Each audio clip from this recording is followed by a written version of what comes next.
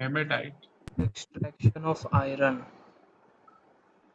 ये ओर्स हैं इसके आयरन के। सर ब्लर हो रही है स्किन। सर ब्लर हो रही है। स्किन बोर्ड क्लियर नहीं हो रहा है। सर कैमरा ब्लर हो रहा है। नो सर, अच्छा कैमरा कैसा हो रहा है? ब्लर आ रहा है सर। ब्लर है सर।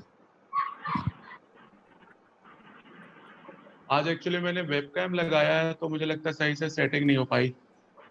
अभी क्लियर है या नहीं है? सर फोकस नहीं ले रहा। नो सर, फोकस नहीं है। ओके तो मतलब विजिबल नहीं है। नो सर वो फोकस नहीं कर रहा। विजिबल है पर ब्लर टाइप आ रही है। फॉगी सा हो रहा है एकदम। अच्छा ठीक है। वो कल तो मैंने सर एक बारी कैमरा के किया आगे था, हाथ अभी एक बार इसको हटा। क्या हुआ, कुछ आ रहा है? कुछ नहीं आ रहा सर अब तो। अच्छा कुछ नहीं आ रहा है।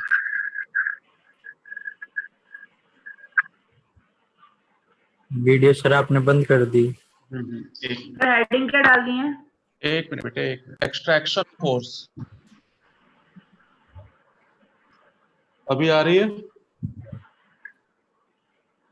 अभी भी फॉगी एक्सपीरियंस है। ओके, इसका मतलब ये है कि भाई इसके वेबकैम की सेटिंग नहीं हुई सही से। बाकी मैं इधर उधर कैमरा घुमा रहा हूँ तो वो बिल्कुल क्लियर नहीं हो रहा है। सर कैमरे के ऊपर एक बार हाथ डाल दीजिए आप।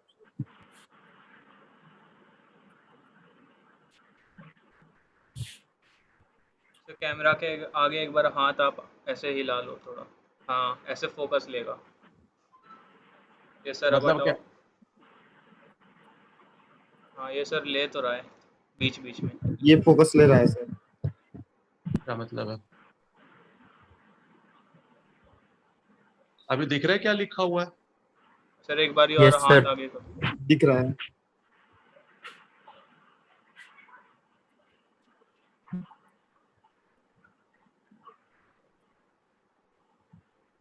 अभी बताओ। सर दिख रहा है वैसे तो सर। सर दिख तो रहा है लेकिन थोड़ा ब्लर टाइप का है। अच्छा दिख रहा है लेकिन विजिबिलिटी क्लियर नहीं है। नहीं सर वो फोकस नहीं हो रहा ना। आपका हाथ आगे जब आ रहा है तो क्लियर हो जा रहा है, फिर आप हटा रहे हो तो वैसे ही हो जा रहा है। अच्छा अभी फोकस है। ये सर आपका हाथ पे फोकस है अभी। ठीक है, और अभी नहीं हो रहा है। No sir. No sir.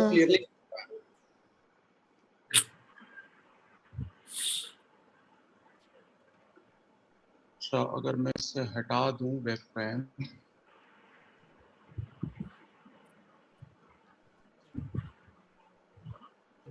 Setting करता हूँ।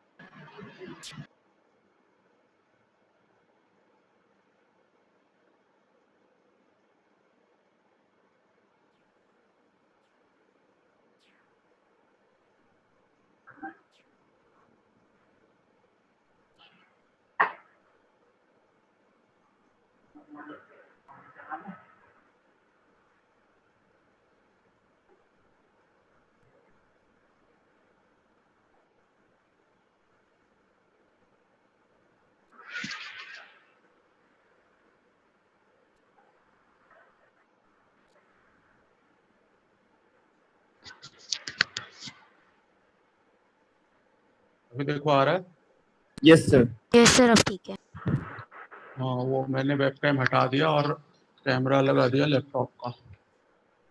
Yes sir. कल तो मैंने वेबकैम से क्लास ली थी तो चल गई थी, आज कुछ सेटिंग में लगता गड़बड़ आई है। चलो, अच्छा अभी विजिबल है? Yes sir. Yes sir. ठीक है। हाँ, एक्सट्रैक्शन ऑफ हम आयरन पढ़ रहे थे। एक्सट्रैक्शन ऑफ आयरन में ये ओर है ना, मैग्नेटाइट, हेमेटाइट, ठीक है ना, और एक है limonite, Fe2O3 into 3H2O, limonite।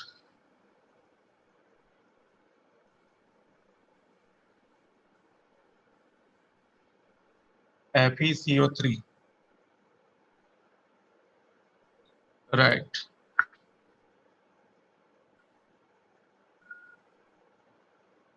Iron pyrite,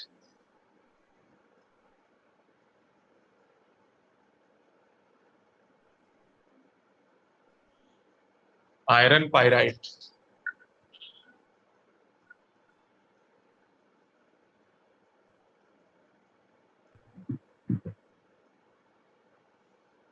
ये और हैं इसके सब।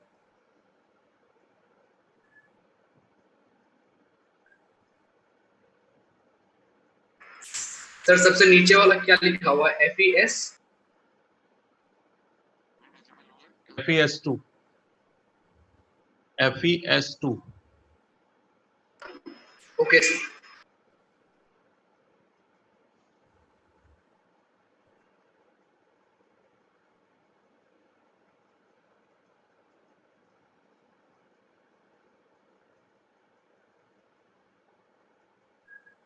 तो ये ओर्स हो गए आयरन के लिए। अब देखो इसके एक्सट्रैक्शन स्टार्ट करेंगे तो सबसे पहले वही होगा पल्वराइजेशन, मतलब आप इसको पाउडर्ड फॉर्म में कन्वर्ट करोगे। सेकेंड प्रोसेस क्या होगी? कंसंट्रेशन ऑफ ओर्स, है ना, वही होगी। साफ सफाई जो कुछ होती है वो आप कर दोगे, है ना। अच्छा, इसका किस सेपरेशन मेथड से करते हैं? Magnetic separation and gravity separation method. Concentration of ores में लिख लो, magnetic separation and gravity separation can be used।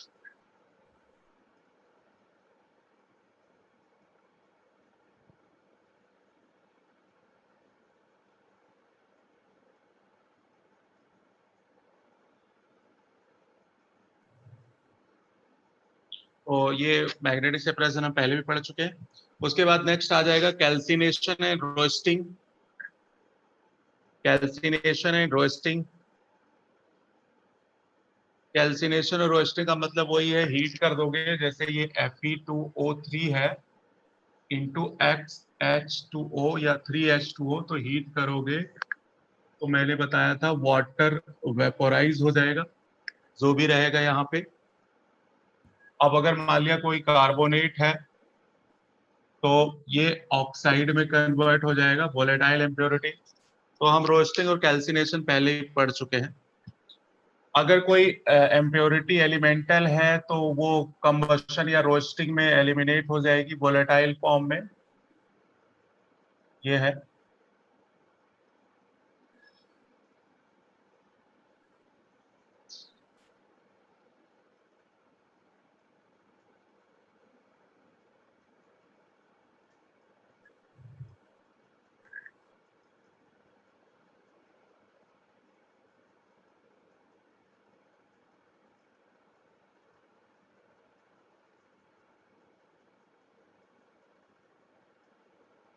तो इसमें कुछ है नहीं।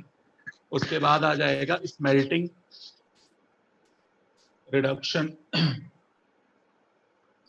तो उसके लिए आपको ये बनाना पड़ेगा, बना लो ब्लास्ट फर्नेस। Blast furnace. अब ये तो बोर्ड छोटा पड़ेगा लेकिन कोई बात नहीं, जैसे भी है बना सकते हो आप। ये है ना।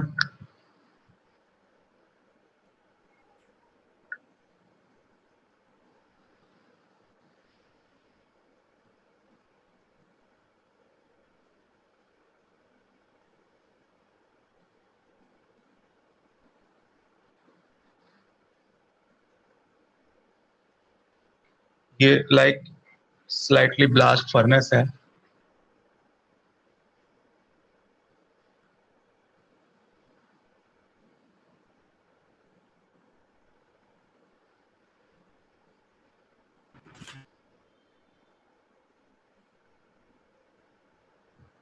दिख नहीं रहा होगा ना नीचे, ये है,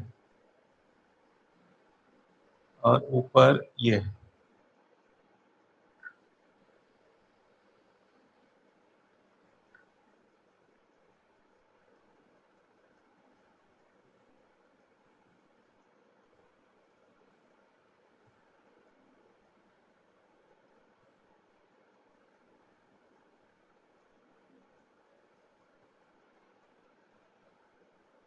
बना लिया होगा। यहाँ बॉटम पे जरा ध्यान दो, बॉटम पे यहां से निकलेगा पिग आयरन, पिग आयरन, और यहां से बाहर आएगा स्लैग, और यहां से ब्लास्ट या फिर हॉट एयर डाला जाएगा।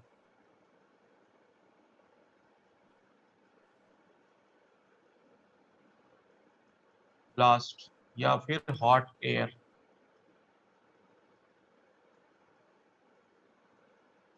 यहां से निकलेगी वेस्ट गैस,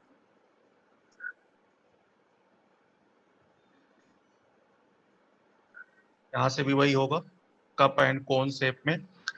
यहां से पास करेंगे चार्ज। सर कैमरा ऊपर करना है एक बार। हाँ, वेरी गुड। अब ऊपर का दिख रहा है? Yes sir. अभी नीचे नहीं दिख रहा होगा। चार्ज पास करेंगे। चार्ज में क्या क्या होता है? Fe2O3 को Fe2O3 plus coke plus calcium carbonate, यहां से पास कर देते हैं ऊपर से। बाकी टेम्परेचर जोन होता है,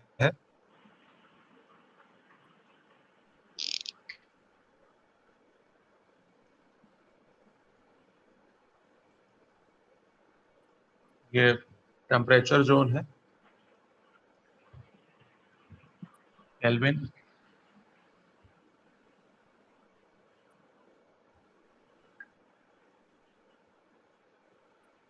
मतलब ऊपर की तरफ टेम्परेचर डिक्रीज होगा।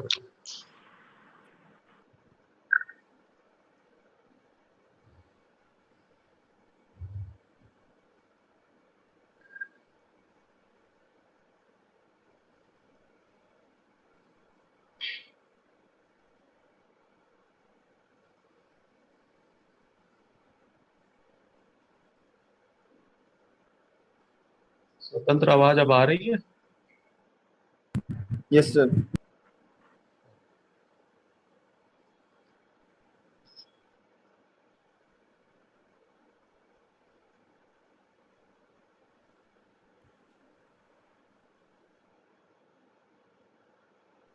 हाँ, आई थिंक बना लिया होगा।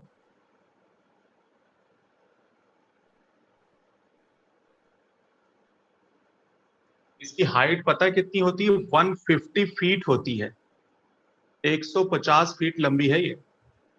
सर हेडिंग क्या है? कहाँ हो? लेट ज्वाइन किया क्या? यस सर, अभी किया। अच्छा, एक्सट्रैक्शन ऑफ आयरन चल रहा है बेटे। मतलब मेथड तो हमने सारे पढ़ लिए, अब कोई एक स्पेसिफिक एलिमेंट का एक्सट्रैक्शन करके देख रहे हैं। हाँ, मैं ये बता रहा था, ये जो ब्लास्ट फर्नेस है वो 150 फीट का होता है, ये ध्यान रखना। और ये जो Fe2O3 है, ये 8, ये 4 और ये 1 के रेशियो में ही होगा, ये भी याद रखना। पाउडर्ड फॉर्म में पास करते हैं, जो कुछ पाउडर्ड फॉर्म में ऊपर से पास करते हैं उसे चार्ज कहते हैं। और नीचे से हॉट एयर पास कर रहे हैं, इसका मतलब कंबशन करवा रहे हैं, आग लगा देंगे। तो ऊपर से वो गिरता जाएगा, नीचे से आग लगी हुई है, जलता जाएगा। हीट धीरे धीरे एब्जॉर्ब होती जाएगी तो कम होती जाएगी। मतलब बॉटम पे हीट सबसे ज्यादा होगी, जैसे जैसे आप अपवर्ड साइड में मूव करोगे वैसे वैसे आपका हीट जो है वो कम होती जाएगी, ये ध्यान रखना। बॉटम पे आपको आयरन मिलेगा क्योंकि आयरन हैवी होता है, इस वजह से बिल्कुल बॉटम पे आपको आयरन मिलेगा, जो कुछ एक्सट्रैक्शन से ऑब्टेन होगा यहाँ पे पिग आयरन मिलेगा। उससे ऊपर एक जोन होगा, उसको कहते हैं स्लैग जोन, जो कि रिमूव हो जाएगा एज इम्प्योरिटी, ठीक है ना। तो यहाँ से आपको पिग आयरन मिलेगा। अब इसकी रिएक्शंस हमें लिखनी है एक एक करके, तो मुझे ये रफ करना पड़ेगा। आपने बना लिया है? एक मिनट नीचे दिखा दीजिए, बना ही नहीं पा रहे सर, गलत हो रहा है बार बार। क्या हो रहा है बार बार? बनाते हो ना, दिख रहा है बच्चे? दिख रहा है।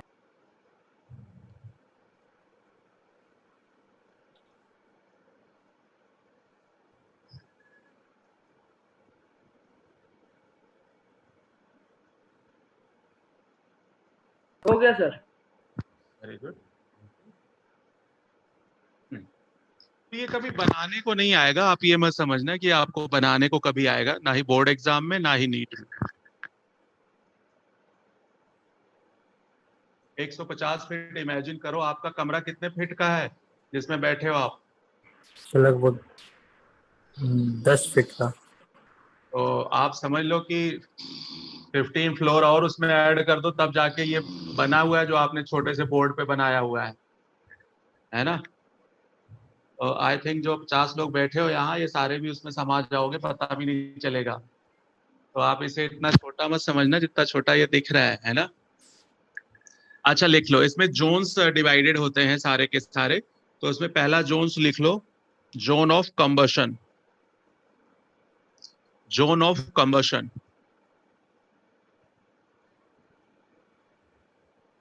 जोन ऑफ कंबशन का जो टेम्परेचर होता है 2100 से 2200 केल्विन के आसपास होता है। बिल्कुल बॉटम पे होगा बेटे, ये near the bottom means combustion होगा। कंबशन होगा तो हीट रिलीज होगी। Combustion is always exothermic, heat energy release होगी बेटे, है ना।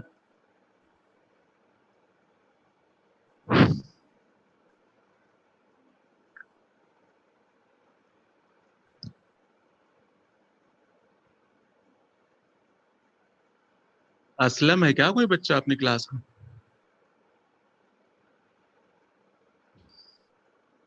हाँ, ये कोक कहाँ से आया? ये ऊपर से पास किया जा रहा था, है ना, जहाँ Fe2O3 और कोक, और तो वही कोक है जिसका कंबशन होगा नीचे से, क्योंकि हॉट एयर पास कर रहे थे नीचे से, तो ये कंबशन होगा, एनर्जी रिलीज होगी। तो एक तो ये टेम्परेचर याद रखना किस जोन में कंबशन होता है, बॉटम पे, और टेम्परेचर रेंज ये है। सेकेंड आ जाओ, zone of heat absorption. Zone of heat absorption,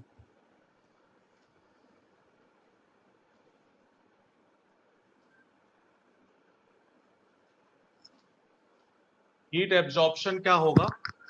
1500 से 1600 के रेंज में होगा, ठीक है।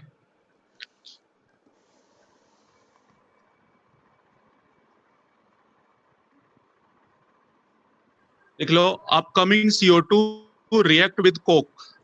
Upcoming CO2 react with coke and produce carbon monoxide, और ये एनर्जी को एब्जॉर्ब करेगा, मतलब ये एंडोथर्मिक है। एनर्जी एब्जॉर्ब करेगा तभी तो हीट कम होगी ना। तो ये जोन याद रखें कि किस जोन में क्या होता है। ये है zone of absorption. Upcoming CO2 react with coke and produce carbon monoxide, heat absorb हो जाएगी बेटे, हीट एब्जॉर्ब हो जाएगी तो वो कम हो जाएगा।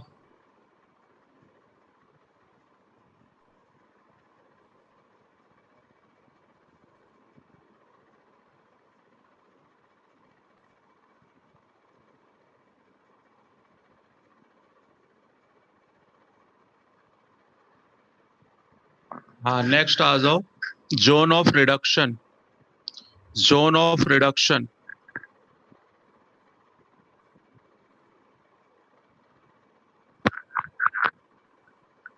ये सब कुछ ब्लास्ट फर्नेस में हो रहा है, जोन ऑफ रिडक्शन होगा।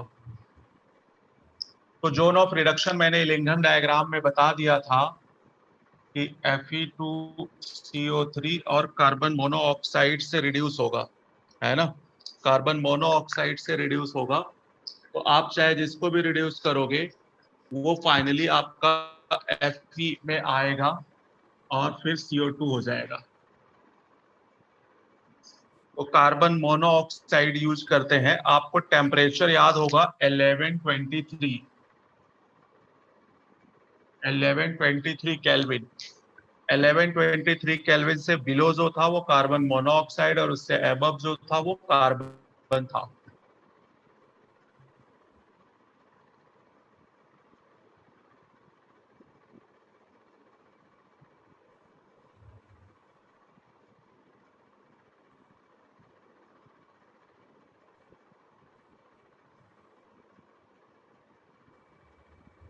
तो ये हमने इलिंघम डायग्राम में पढ़ लिया था कि Fe2O3 या FeO कार्बन मोनोऑक्साइड के साथ रिड्यूस हो जाता है। अब नेक्स्ट आ जाओ, zone of slag formation. Zone of slag formation, तो स्लैग भी बनेगा।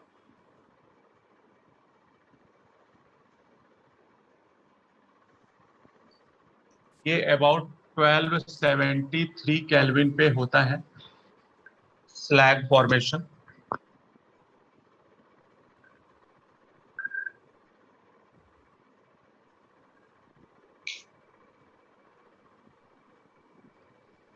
देखो जरा, आपने पास किया था ऊपर से कैल्शियम कार्बोनेट, तो कैल्शियम ऑक्साइड और CO2 ये हो जाएगा, तो कैल्शियम ऑक्साइड बनेगा यहाँ पे, है ना। अब कैल्शियम ऑक्साइड जो बनेगा वो अगर सिलिका की इम्प्योरिटी है, मतलब एसिडिक फ्लक्स है, तो ये दोनों मिल करके स्लैग बना देंगे। और ये फिर स्लैग को रिमूव करने के लिए नीचे बॉटम पे दिया गया था, वहां से रिमूव कर लेंगे।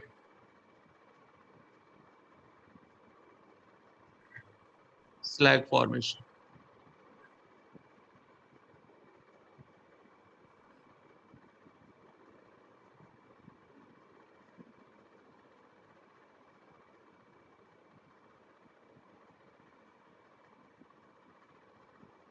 अब देखो ये तो स्लैग हो गया, ये सारी चीजें अपना धीरे धीरे रिमूव हो गई, रिडक्शन हो गया। किस जोन में क्या होता है वो आप याद रखोगे। अब जो आपको आयरन मिलता है ना, ठीक है, लिख लो। At the base molten iron is collected. At the base molten iron is collected under the slag.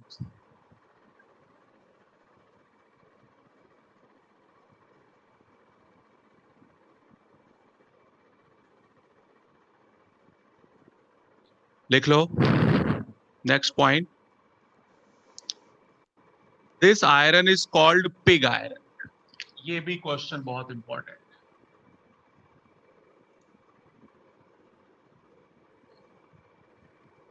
कि जो आप एक्सट्रैक्शन से डायरेक्ट आयरन मिलेगा आपको, वो आपको पिग आयरन मिलेगा बेटा। देख लो, pig iron, it contains about 4% carbon. It contain about 4% carbon.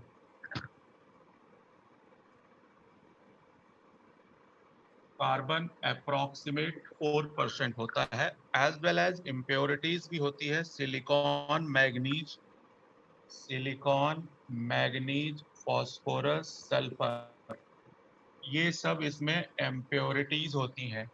सारी इम्प्योरिटीज हो गई इसमें, है ना। कार्बन कितने इम्प्योरिटी है, सिलिकॉन 1 to 2% है, और ये 0.5 से लेकर के 2% है। फॉस्फोरस भी 0.05 से लेके 2% हो सकता है, 0.05 से लेके 1%। तो ये सबकी परसेंटेज है, ये 1 to 2 है।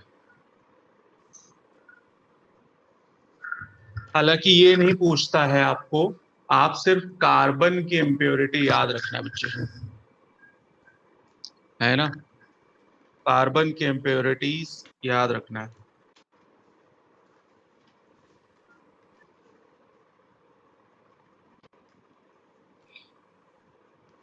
तो पिग आयरन में कार्बन की इम्प्योरिटी सबसे इंपॉर्टेंट क्वेश्चन है इस एक्सट्रैक्शन का, ध्यान रखना आप।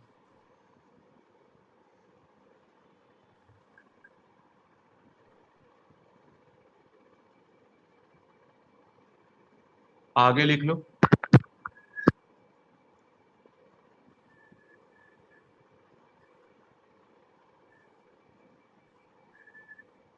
Other form of iron, other form of iron, ये तो था पिग आयरन में। पिग आयरन में सिर्फ इतना याद रखना है, कार्बन की परसेंटेज एज इम्प्योरिटी 4%। इसके बाद आता है कॉस्ट आयरन।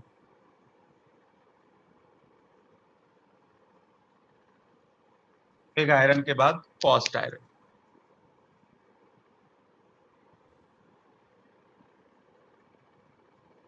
कॉस्ट आयरन में फर्स्ट पार्ट लिख लो, व्हाइट कॉस्ट आयरन। सर हाँ सर, ये कास्ट आयरन ये ब्लास्ट फर्नेस से निकलता है। हाँ हाँ बेटे, तो क्यों परेशान हो रहा है? 2 मिनट वेट करना बेटे, है ना, 2 मिनट पे। हाँ लिख लो जरा, white cast iron.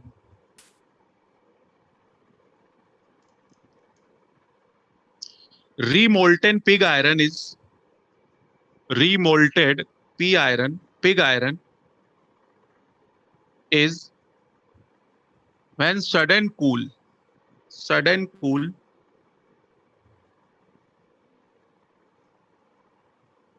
white cast iron is result, white cast iron is result। Sir एक बार और रिपीट कर दीजिए।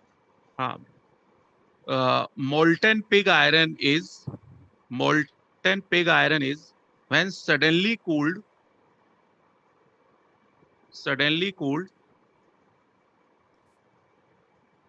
white cast iron is result।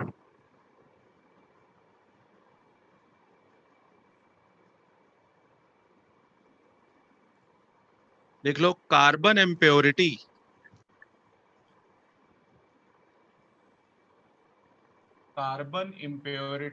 in the form of cementite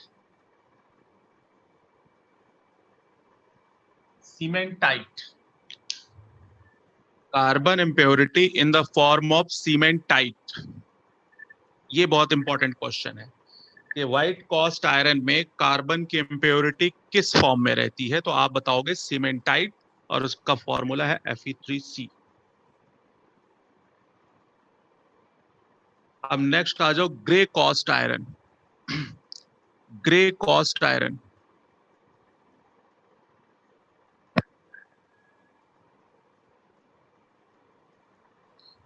pig iron is slowly cooled,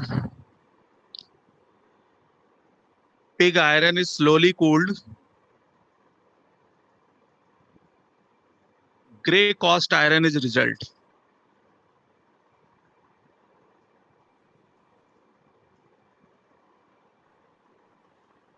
gray cast iron is result। carbon impurity in the form of graphite,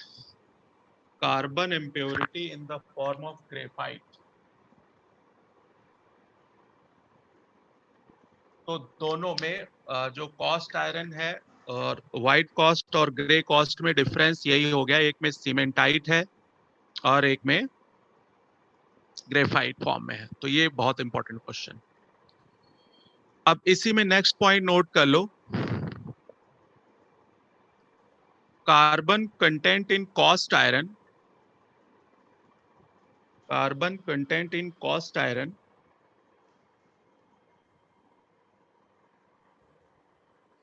is about 3%। ध्यान देना, pig iron में carbon 4% था और इसमें iron कितने percent हो गए? 4%। पहले 4% था पिग आयरन में और अभी आ गया 3%। मतलब कार्बन की परसेंटेज जरूर याद रखना, पिग आयरन और कॉस्ट आयरन में, चाहे वो व्हाइट कॉस्ट आयरन हो चाहे वो ग्रे कॉस्ट आयरन हो, कार्बन की परसेंटेज आप 3 ही बताओगे। ग्रे और व्हाइट में डिफरेंस आपको मैंने बता दिया, कार्बन किस फॉर्म में रहता है वो डिफरेंस है कि एक में सीमेंटाइट और एक में ग्रेफाइट, एक सडन कूलिंग से बनता है और एक स्लोली कूलिंग से बनता है। तो ये हो गया। अब उसके बाद आती है next iron, wrought iron. Wrought iron इसको बोलते हैं मैलिएबल आयरन।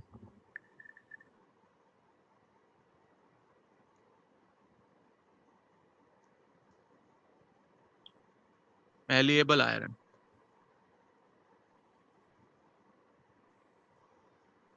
लिख लो। it is purest form of iron. It is purest form of iron. Purest form of iron. Carbon की परसेंटेज 0.5% होगी बेटा, 0.5%। तो कार्बन के परसेंटेज का डिक्रीजिंग ऑर्डर या इंक्रीजिंग ऑर्डर पूछता है, तो आप ध्यान रखना। एक्सट्रैक्शन से डायरेक्ट जो आयरन मिला था वो पिग आयरन था, और कार्बन के परसेंटेज के बेसिस पे डिफरेंशिएट करना है इन सब चीजों को, ठीक है ना। सर आयरन पिलर कौन से आयरन से बना है? बेटे क्या कह रहे हैं? सर आयरन पिलर है ना, हाँ, वो किस आयरन से बना है? घबरा मत बेटे, मुझे बताने दे। इसी से बनता है, रॉड आयरन से। Okay sir. प्योरेस्ट से ही बनेगा ना। हाँ, अब देखो, अब ये तो हो गया। नेक्स्ट इसी में अगला पॉइंट नोट करो।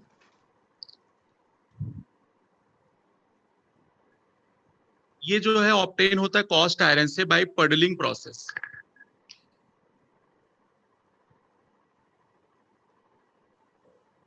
पडलिंग प्रोसेस नाम आपने मुझे लगता है पहली बार सुना होगा, ऐसे अजीबोगरीब नाम है ये, है ना, पडलिंग प्रोसेस।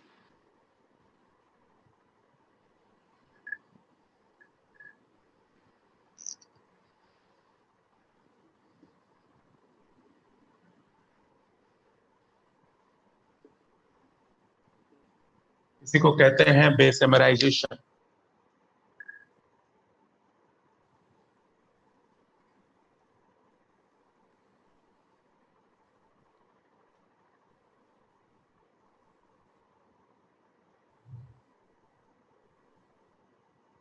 है ना।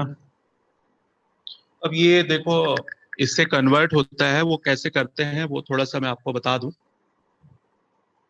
कि ये पडलिंग प्रोसेस क्या होता है या बेसमराइजेशन क्या होता है ना। कुछ नहीं होता है, ब्लास्ट, एयर ब्लास्ट करते हैं। आप लगा लो, कुछ ऐसे बना लो, विजिबल होगा या नहीं होगा।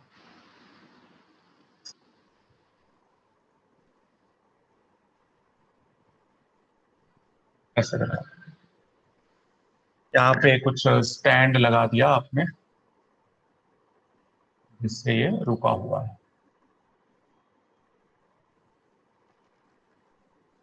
ये बनाने को कभी नहीं आएगा, ध्यान रखें इस बात, ठीक है ना।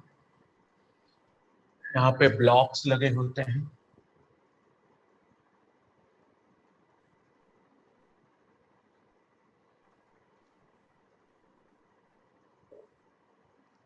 ये है मोल्टेन पिग आयरन है।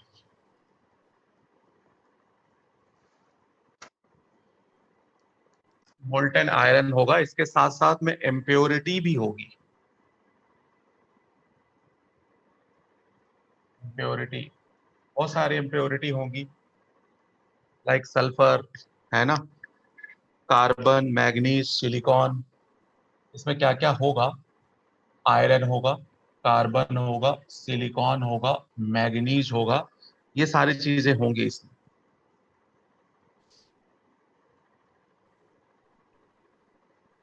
तो अगर हम आयरन को छोड़ दें तो बाकी सब तो आई थिंक इम्प्योरिटी हो जाएगी। ये सारी इसमें एज ए इम्प्योरिटी हो गई, इम्प्योरिटी।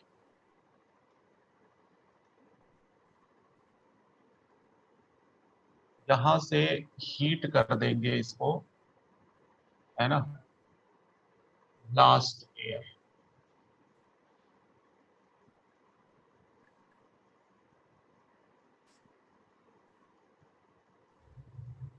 अब ये जो लाइनिंग इस पे लगी हुई है, ब्लॉक्स जो लगे हुए हैं, वो मे बी डिपेंड करेगा कि इम्प्योरिटी क्या है ना।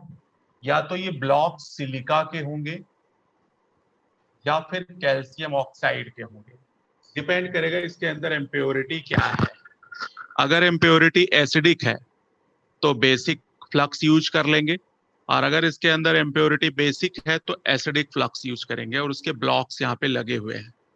मतलब हॉट एयर पास करते हैं, जैसे कोई आग जला के ना, आग जलाने के बाद जो आग बनती है उसको इसमें पास कर देते हैं। इससे क्या होगा कि होना कुछ नहीं है, एक तरह से लगा लो कंबशन ही तो है ये। तो कंबशन प्रोसेस में होगा क्या,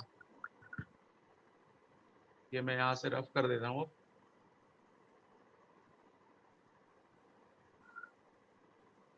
भाई जो इम्प्योरिटी थी उसमें जो SiO2 था वो तो ऑक्साइड तो था ही, है ना।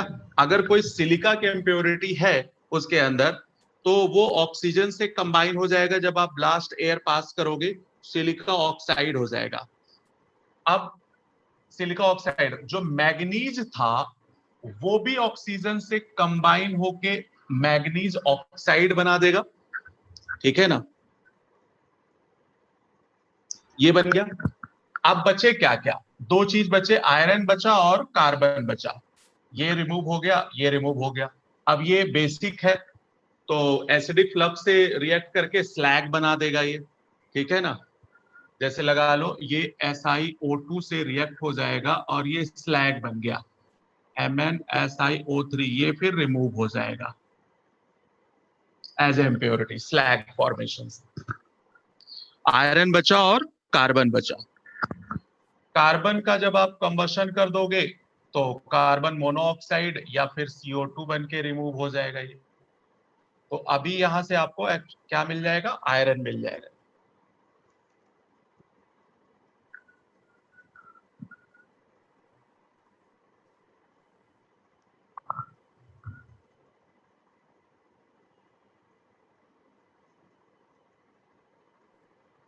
और अगर सल्फर की इम्प्योरिटी होगी तो SO2 बन के रिमूव हो जाएगी, फास्फोरस की इम्प्योरिटी होगी तो P4O10 बन जाएगा। इस तरह से सारी इम्प्योरिटी रिमूव हो जाएंगी। तो एक पॉइंट जरा इसमें नोट कर लो, burning of carbon monoxide, burning of carbon monoxide will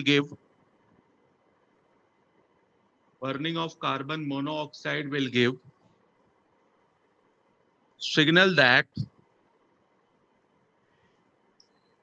all impurity are burn out. All impurity are burn out. Sir एक बार रिपीट करना। Burning of carbon monoxide will give signal. Burning of carbon monoxide will give signal that all impurity are burn out. All impurity are burn out. Then no need for further hot air.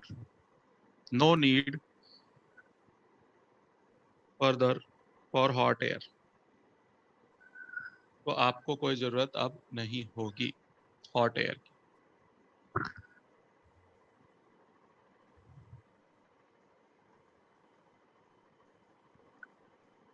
चलो अब आगे आते हैं। अच्छा देखो, ये process तो हम पहले भी कर चुके थे ना कंबशन में, तो फिर क्यों कर रहे हैं ये सब?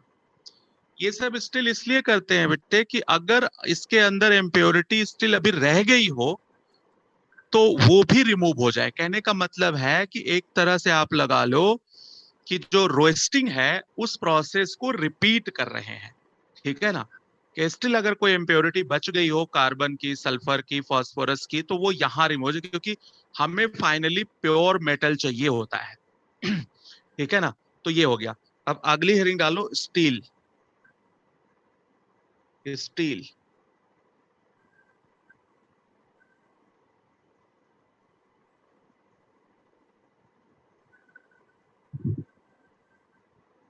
लिख लो। इसमें जो कार्बन का परसेंटेज होता है 0.1 से लेकर के 0.1 से लेके 1.7% होता है। मतलब स्टील में और भी कम हो गया। इतने percent carbon, remaining iron only, बाकी आयरन हो गए।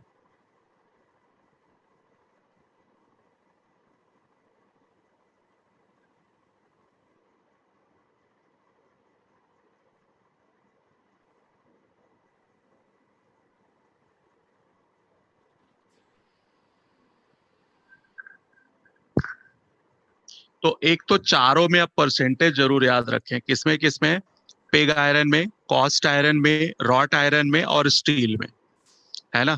पूरे चैप्टर से एक क्वेश्चन नीट में आता है और ज्यादातर ये आ जाते हैं कि भाई आयरन से रिलेटेड ये जो परसेंटेज वाले हैं बहुत आते हैं। तो आई थिंक आप ये बता दोगे, ठीक है ना। तो इन चारों में बेसिकली डिफरेंस यही है कि भाई ये कार्बन के क्या है परसेंटेज, ठीक है ना। अब आगे आ जाते हैं इसी में, ठीक है ना। Heat treatment of steel, heat treatment of steel, heat treatment of steel.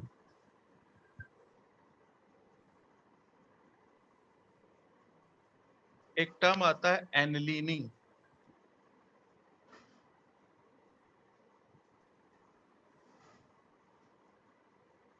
एनलीनिंग, ये छोटे छोटे टर्म्स हैं जो आएंगे और बहुत परेशान करते हैं। लिख लो, slow cooling of red hot steel, slow cooling of red hot steel is called annealing. Slow cooling red hot steel is called एनलीनिंग।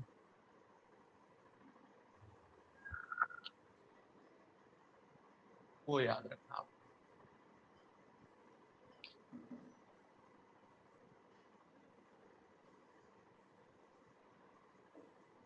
लिख लो, क्वेंचिंग, ये नहीं आता है बट फिर भी लिख लो। When red hot steel is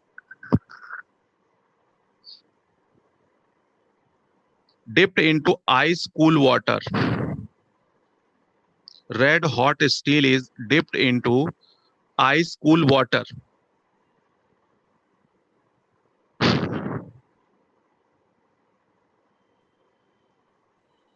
such steel will be very hard, such steel will be very hard and brittle character.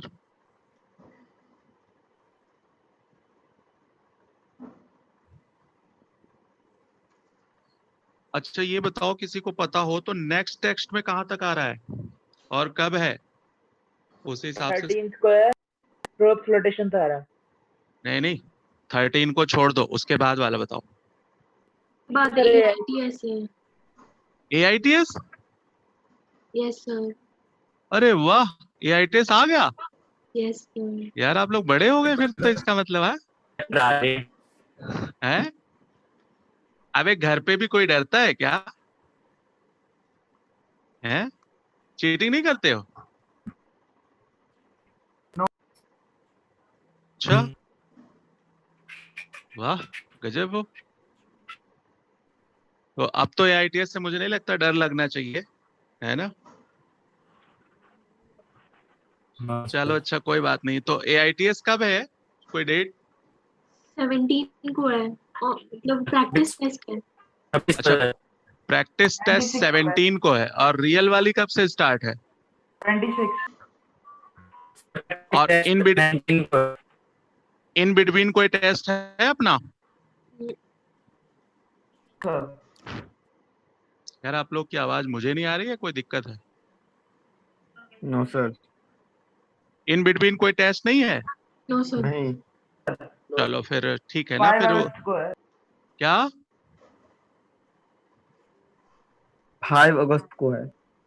अगस्त में sir. वाह, अगस्त में। चलो फिर तो मतलब ये रहेगा कि ना भागा दौड़ी नहीं रहेगी ना सिलेबस की कोई, है ना? थोड़ा आराम से पढ़ लेंगे तो ज्यादा समझ आएगा, वरना आकाश में तो रुकने का टाइम ही नहीं मिलता, है ना? भागते जब पीछे मुड़ के नहीं देखना, दौड़ते जाना। अच्छा ठीक है, नेक्स्ट लिखो, टेम्परिंग।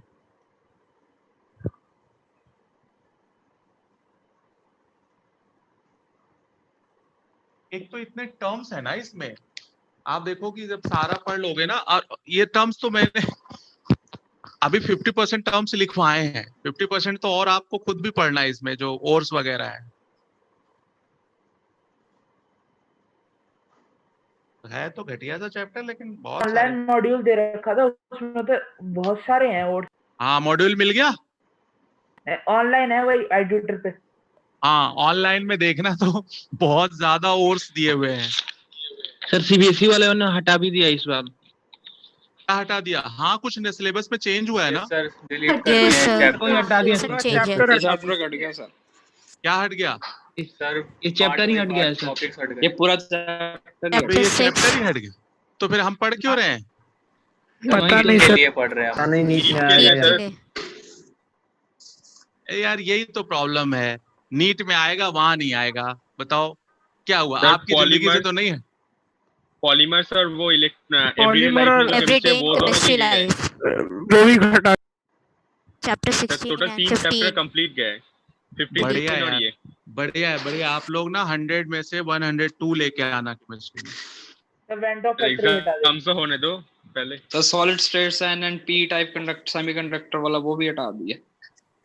अब कुल मिला के ये है कि जो भी एग्जाम में बैठ गया वो पास जरूर हो जाएगा, है ना? सर इस साल तो बिना बैठे ही पास हो गए। अरे इस साल तो जो बच्चे ना बीएड वुएड भी कर रहे थे, बोले हम तो कुछ भी नहीं किए और बीएड भी हो गए साथ साथ, ऐसे ऐसे हुए। गजब, ऐसे डॉक्टर भी बना दे यार, क्या दिक्कत है? वही है ना?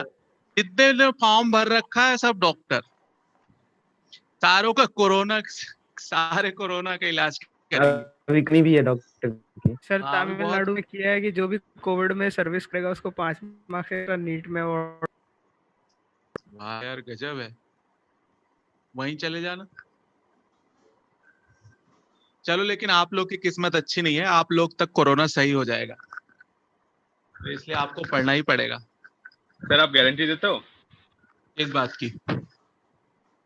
हम लोगों तक वो कोरोना ठीक हो जाएगा? यार देख, गारंटी तो नहीं दे सकता, लेकिन मैं पॉजिटिव थिंकर हूं तो होप जरूर कर सकता हूँ यार, है ना? तो नेगेटिव में मत लेके जा मुझे, ठीक है? तो यार एक बात बताना, पूरी दुनिया लगी हुई है, और अगर मतलब 1-1.5 सालों में भी नहीं सही हुआ तो फिर क्या ही है, फिर तो बेकार ही है ना दुनिया। एक वैक्सीन नहीं अगर सर्च कर सकते तो, है ना? हर बार वैक्सीन सर बन जाती है, वैक्सीन फिर तो ट्रायल पे आई गई है। ट्रायल आई है, ज्यादातर वैक्सीन ट्रायल में ही फेल होती हैं, पता है तुझे? और अभी तो मुश्किल है, देखो अगला तो कह रहा है अभी 1.5 साल ही खत्म होगा, तू कह रहा है अभी आ गई वैक्सीन। वैक्सीन कुछ नहीं आई है, वो फेक न्यूज है इंडिया में जो आप बता रहे हो, ठीक है? वो फेक है, आप उसके भरोसे मत रहो। तो सर कोरोनिल क्या है? कोरोनिल टेम्परिंग कहाँ करवा है दीजिए आगे। कोरोनिल क्या है सर? ये सर कोरो वैक्सीन करके कुछ नाम आया एक है। बार अबे वो तो कोई कंपनी वंपनी है ना जो शायद जो बना रही है। भारत को वैक्सीन। डेनमार्क है वो कंपनी। अरे वो फेक न्यूज है यार, मैंने टीवी पे सुना था। ICMR ने कहा है कि 15 अगस्त तक शायद कोशिश करेंगे। कुछ नहीं होगा, कुछ नहीं होगा, तू देखते रहिए, सब बेकार है। वही है सर बस। सर हम हाँ। आगे कंटिन्यू कर सकते हैं। अरे सर वाह, आप तो पॉजिटिव थिंकर थे। हाँ तो सर कुछ सर, नहीं होगा। कुछ नहीं होगा कैसे? नहीं, मैं ये कह रहा हूँ कुछ नहीं, मतलब इस 15 को कुछ नहीं होगा, इस 15 को कुछ नहीं होगा, आप देखना वैसे तो हो गई यार, बट इस 15 को नहीं परेशान दिख रहे थे, है।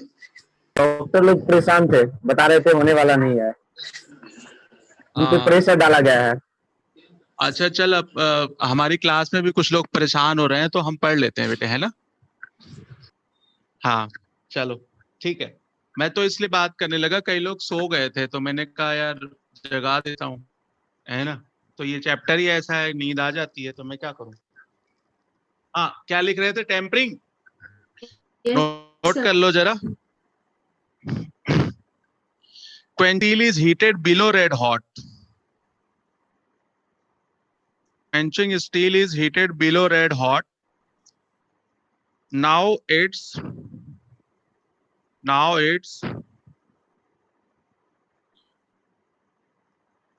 brittle character is removed.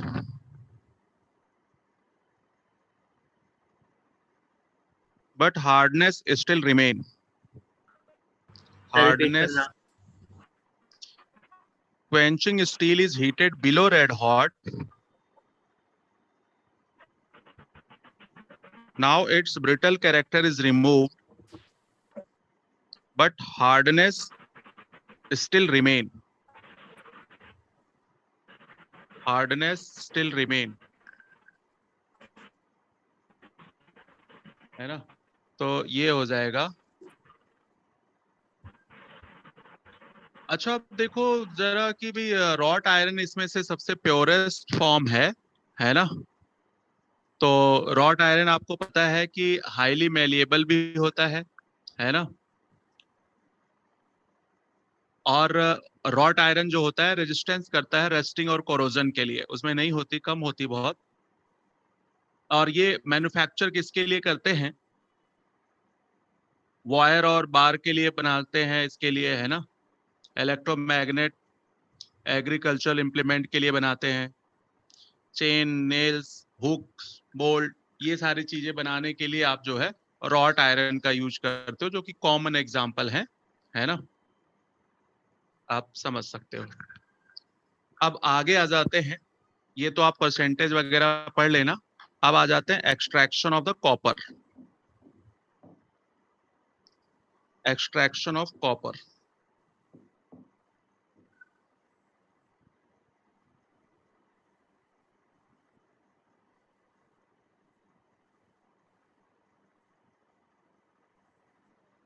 चलो आप लोगों ने ये भी क्लास कर ली, टीम की भी क्लास कर ली, वो भी क्लास कर ली, अब कोई दिक्कत नहीं होगी।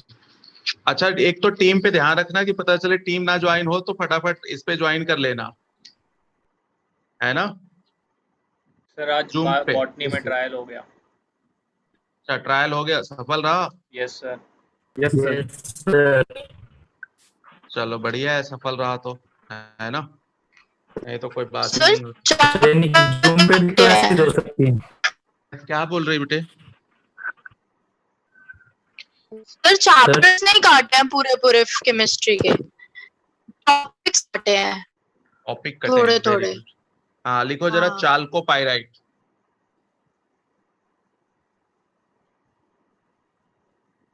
चाल्कोपाइराइट।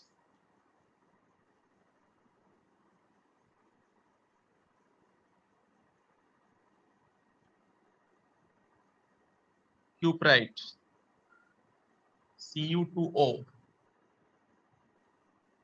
इसी को बोलते हैं Ruby copper. Ruby copper,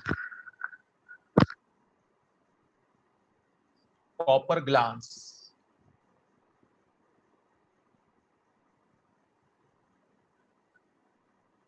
Cu2S, copper glass.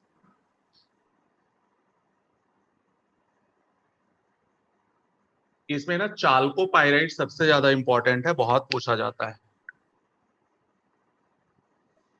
और ये वाला तो लिखवाया ही था, मेलाकाइट।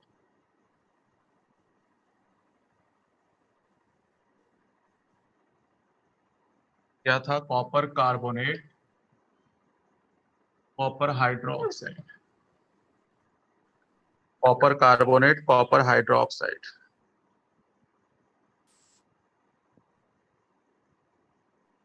तो ये हो गया कॉपर।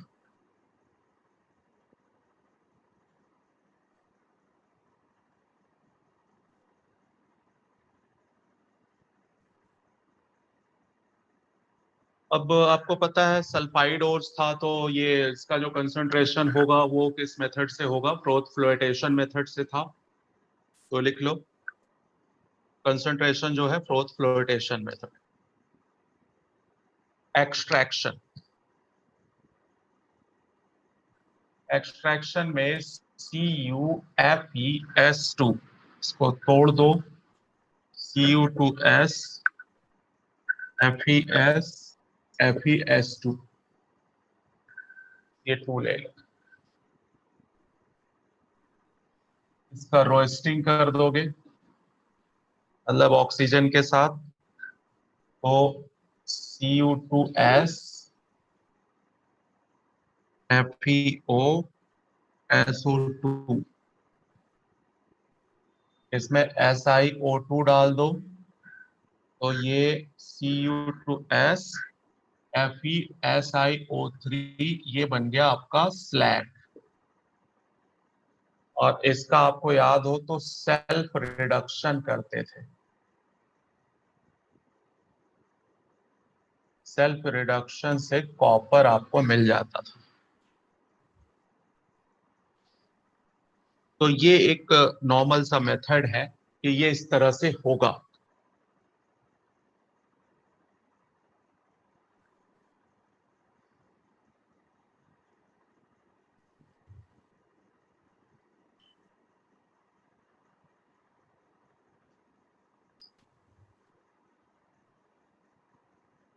तो पहले उसको कॉपर पाइराइड को तोड़ देना,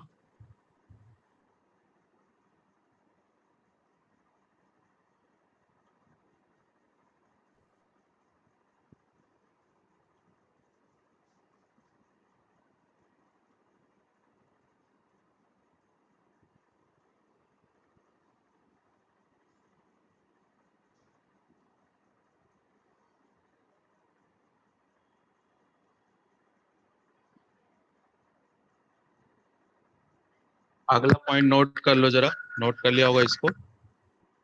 self reduction stage is carried out, self reduction stage is carried out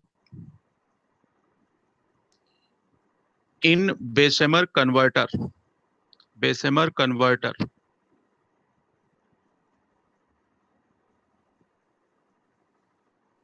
carried out, self reduction stage is carried out in Bessemer, Bessemerisation अभी बताया था ना, Bessemer converter.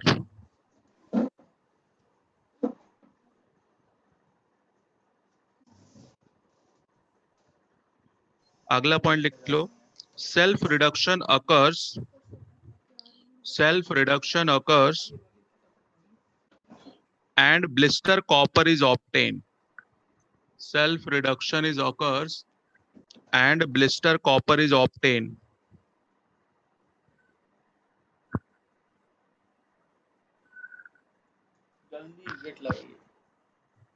blister copper is obtained 98 to 99% pure. Blister copper की purity जो होती है 98 to 99% pure होता है।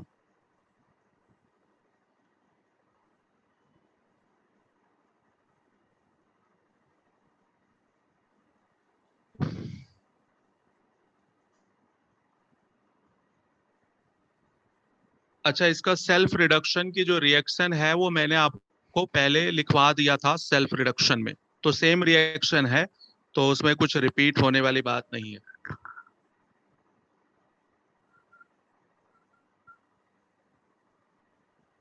सेल्फ रिडक्शन मैंने आपको बता दिया था, वैसे एक बार लिख लो चाहो तो, Cu2S और यहाँ से कॉपर मिला था और SO2 मिला था, है ना, ये बता दिया था आपको। बस ये याद रखना ब्लिस्टर कॉपर की प्योरिटी कितने परसेंट है, ये इंपॉर्टेंट क्वेश्चन है। और कॉपर पाइराइड मींस CuFeS2 से इसका एक्सट्रैक्शन किया जाता है, फ्रोथ फ्लोटेशन से इसका कंसंट्रेशन किया जाता है, और सबसे इंपॉर्टेंट तो ये वाली रिएक्शन है जो कि सेल्फ रिडक्शन रिएक्शन है कॉपर के लिए, वो इंपॉर्टेंट है, ठीक है ना। और इसमें कोई खास चीज इंपॉर्टेंट नहीं है। हाँ, रिफाइनिंग लिख लो, रिफाइनिंग लिख लो, इलेक्ट्रोलाइटिक रिफाइनिंग, मेनली यही रिफाइनिंग करते हैं इस मेथड से, इसका इलेक्ट्रोलाइटिक रिफाइनिंग।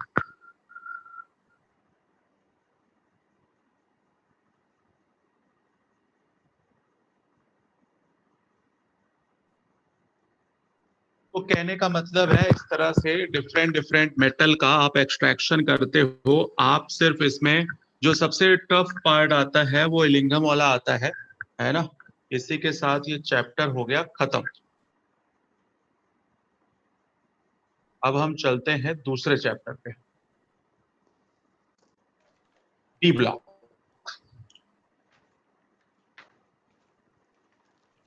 तो अब हेडिंग डालो D block, D and F block of the element. D and F block of the element.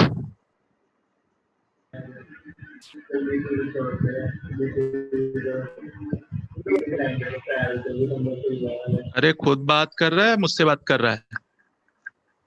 Sir एक बार रिपीट कर दियो, क्या बोला था आपने? अच्छा, कनेक्शन चला गया था क्या? आजकल तो जियो के कनेक्शन भी बहुत जा रहे हैं यार। डी ब्लॉक नहीं करेंगे क्या? क्या कह रहे हो? डी ब्लॉक नहीं करेंगे? अरे क्यों नहीं करेंगे भाई, अजीब बात करते हो यार। लिखो, हेडिंग डालो डी ब्लॉक और डेफिनेशन लिखो इसकी। ए ट्रांजिशन एलिमेंट। मेरी आवाज जा रही बच्चों? Yes sir. अच्छा ठीक है, हाँ डेफिनेशन लिखो जरा। डी ब्लॉक को या ट्रांजिशन एलिमेंट भी कहते हैं ना। A transition element is defined as, transition element is defined as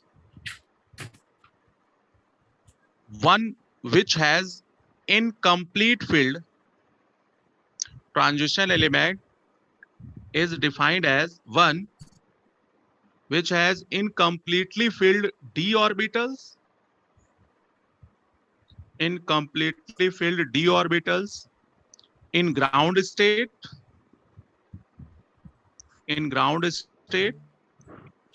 or in their most common oxidation state, most common oxidation state जो कि +2 होता है बच्चे।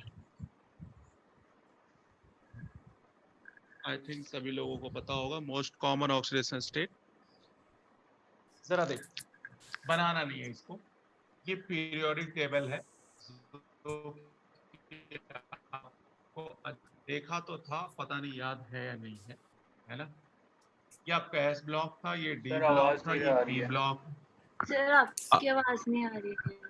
आवाज अभी आ रही है बेटे कि नहीं आ रही? Yes sir. हाँ, मैं ये बता रहा था, पीरियोडिक टेबल में एस ब्लॉक, डी ब्लॉक और पी ब्लॉक और नीचे आपका एफ ब्लॉक था। तो डी ब्लॉक को ट्रांजिशन एलिमेंट कहते हैं।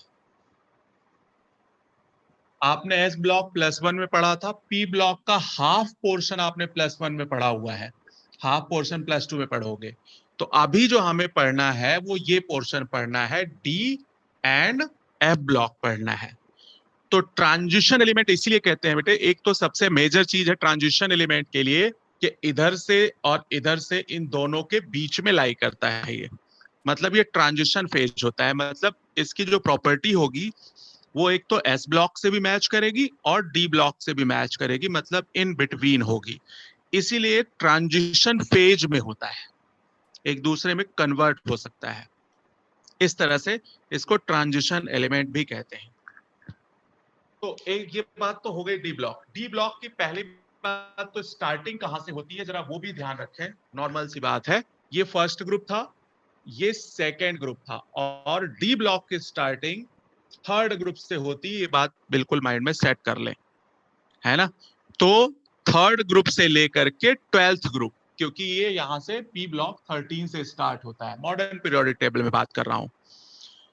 तो 3 से लेकर के 12 है ना, मींस टोटल 10 ग्रुप जो हैं वो आपको मिल जाएंगे डी ब्लॉक में, है ना। आई थिंक ये पीरियोडिक टेबल की बात है तो आपको थोड़ा थोड़ा आइडिया होगा, तो ये चीज आप ध्यान रखें।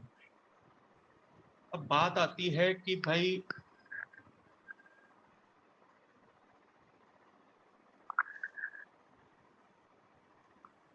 इसे डी ब्लॉक का एलिमेंट क्यों कहते हैं, है ना।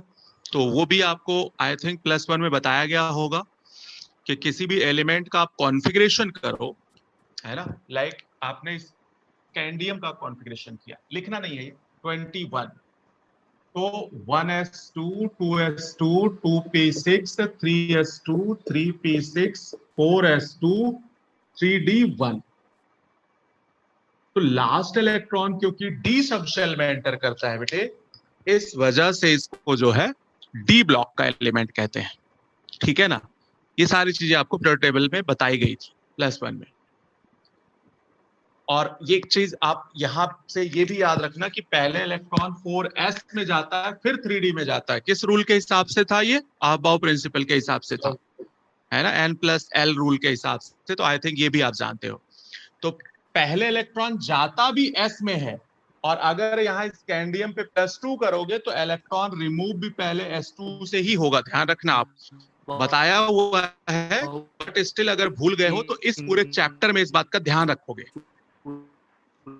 वॉइस क्लियर है बेटे? सर एक बार रिपीट कर दो ये वाला। सर रिमूवल तो एक्सटर्नल शेल के उससे होता था ना? अरे एक मिनट रुक जा कुछ रुक जा। आवाज जा रही सबको बेटे, सुन पाए मेरी बात?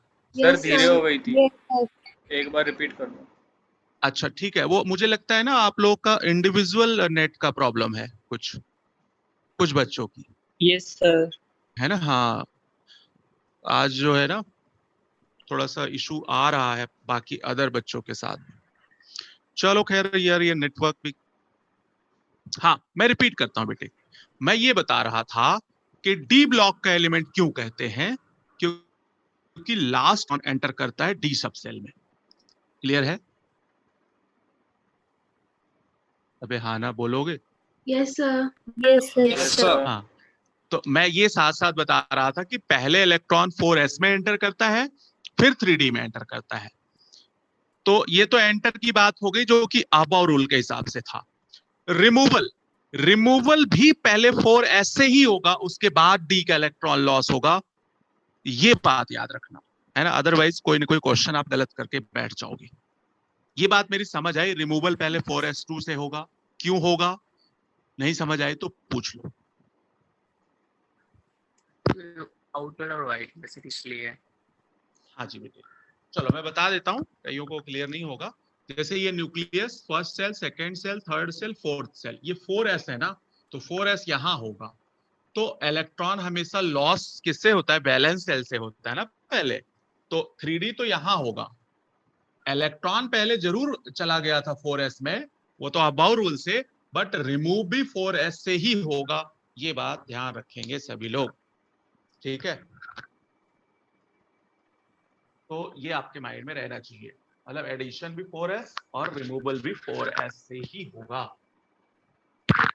अब मैं उसके बाद और एक बात आके यहाँ पे बताता हूं, है ना, कि भाई ये रहा न्यूक्लियस, ये फर्स्ट सेकंड जो भी है, जो लास्ट होता था उसे क्या कहते थे, वैलेंस सेल कहते थे ना,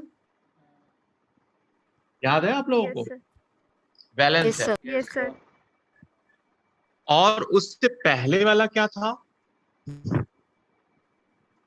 पीरियोडिक टेबल में आपको बताया हुआ है बेटे, मैंने बताया, लास्ट वाले सेल को अल्टीमेट सेल कहते थे। पेनल्टीमेट। वाह, अब याद आया, पेनल्टीमेट, ये लिख लो, पेनल्टीमेट सेल। और उससे नेक्स्ट जो होगा एंटी। भाई वाह,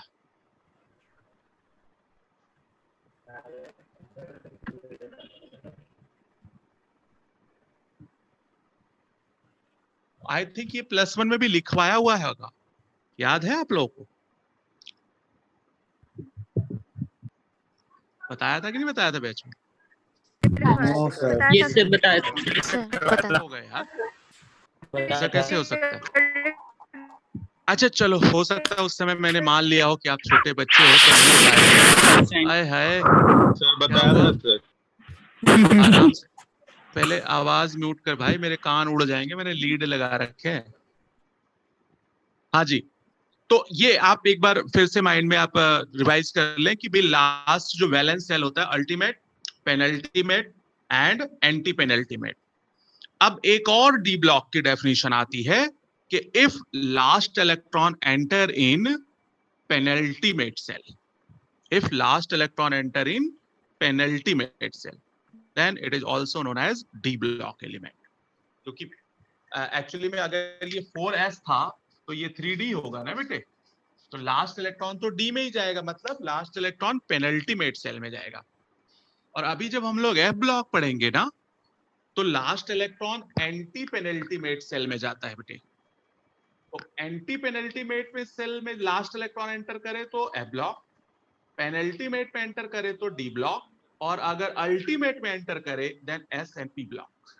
आई थिंक चारों ब्लॉक्स आपको क्लियर हो गए होंगे कि जब लास्ट इलेक्ट्रॉन एंटर करे। सर एक बार और है सर, ये वाला एक बार और। अच्छा सुन मेरी बात ध्यान से सुनना, वैलेंस सेल में इलेक्ट्रॉन जाए तो S block and P block, समझ गया? ठीक है सर। वैलेंस का मतलब वही लास्ट, अल्टीमेट, अल्टीमेट कह सकते हैं उसको हम। अब बात आती है अल्टीमेट, तो हम पढ़ चुके हैं एस एंड पी ब्लॉक, हमें पढ़ना है डी है। डी की डेफिनेशन क्या होगी? When last electron enter in penultimate, penultimate, last electron enter in penultimate, इसमें जाए मतलब है ना सेकेंड लास्ट में, तो कहेंगे डी ब्लॉक एलिमेंट है, जो कि हमें ये चैप्टर पढ़ना है ना।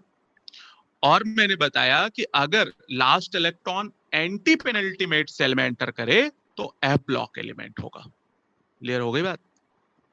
Yes yes sir. हाँ जी, चलो, और इसमें कोई कंफ्यूजन किसी को? ठीक है, नहीं है, वेरी गुड, बहुत अच्छी बात है।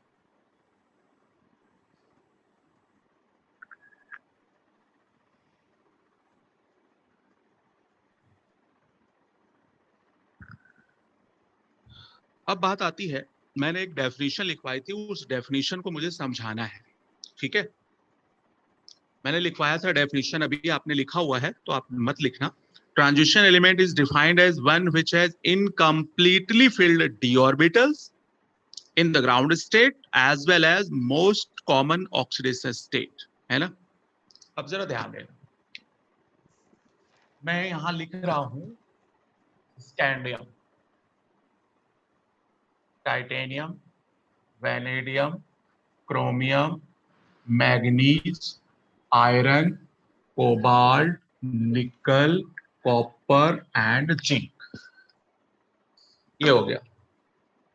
स्कैंडियम का एटॉमिक नंबर बेटे 21, 22, 23, 24, 5, 6, 7, 8, 9, 10, सॉरी 30। एटॉमिक नंबर आपको याद जरूर रहना चाहिए एटलीस्ट इन 10 बंदों के। इसे कहते हैं 3D सीरीज, 3D सीरीज। इनके एटॉमिक नंबर आपको बिल्कुल जुबान पे होने चाहिए बेटे। बाकी डी ब्लॉक के अगर ना भी हो तो चलेगा, बट इनके चाहिए।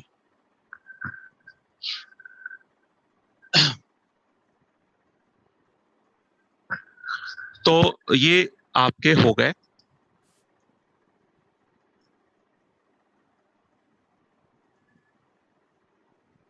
बात आती है कॉन्फ़िगरेशन करने की, और है ना, जरा ध्यान देना। स्कैंडियम लिखना नहीं है इसे, scandium 1s2, 2s2, 2p6, 3s2, 3p6, 4s2, 3d1, ये है। आई थिंक आप इसकी जगह आर्गन लिख सकते हो।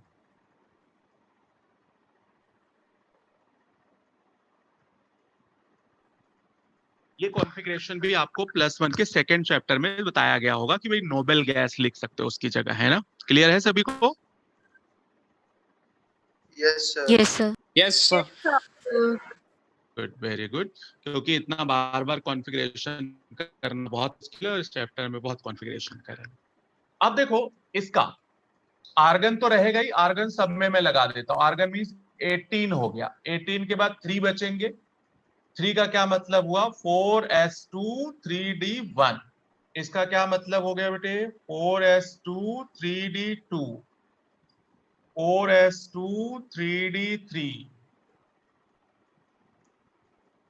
4s2 3d5। 4s1 हो जाता था एक्सेप्शनल अगर मैं बात करूं। 4s2 3d5, 4s2 3d6, 3d7, 4s2 3d8, 4s2 3d10 या 9 यहाँ पे, 4s2 3d10। आई थिंक इस कॉन्फ़िगरेशन में होपफुली किसी को कोई दिक्कत नहीं आएगी। 4s2 तो रहेगा सब में और उसके बाद डी में इलेक्ट्रॉन फिल कर दो। फिलहाल अगर आपको एक्सेप्शंस नहीं याद है तो भी चलेगा।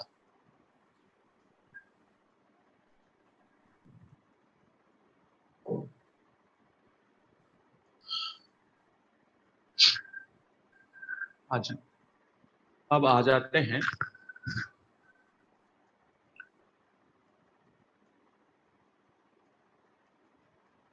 अब देखो, अब डेफिनेशन को जरा ध्यान से देखो सभी लोग। Transition element defined as one which has incomplete filled d orbitals. जरा देखना, स्कैंडियम में इनकम्प्लीट है d का, d में 10 इलेक्ट्रॉन आ सकते हैं, अभी तो एक ही है ना, तो इनकम्प्लीट होगा।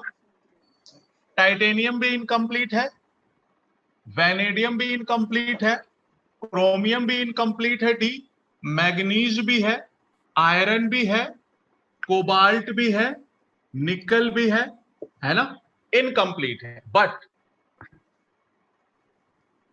कॉपर और जिंक इसमें कंप्लीट है। इतनी बात समझ आई? मतलब डेफिनेशन ये कह रहा है बच्चों कि जिस किसी भी एलिमेंट के कॉन्फ़िगरेशन में इनकम्प्लीट डी सबशेल हो वो ट्रांजिशन एलिमेंट होगा। तो आई थिंक निकल तक तो कोई दिक्कत है ही नहीं, या किसी को कोई प्रॉब्लम है? No sir. हाँ जी, वेरी गुड। अब बात आ जाती है कॉपर और जिंक की। मैं इसे रफ कर देता हूं।